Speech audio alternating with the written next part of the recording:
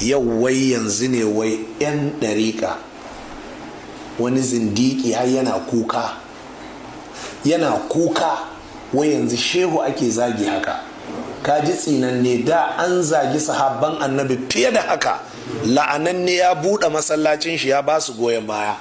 Yau waɗannan mutanen yau sun zo suna zagin sahabban annabi bai da ba, amma yau sun zagi shehi, shine hakuka yake.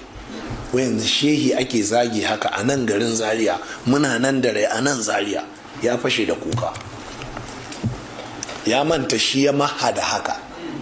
Ko ɗanka ne yake zagin makwabta ko kana cewa zaga su da kyau, ɗan auta zage su, ɗan auta zage su, ina nan wallahi gobe saura kai, wallahi ka kiyaye da kyau. Ko ɗanka yake wani rashin kunya ko wallahi karka goyi bayan shi, dan in ya gama wannan ya riga ya tarbiyyantu, rashin kunya ta zama abincin shi, dan haka zai yi da kai.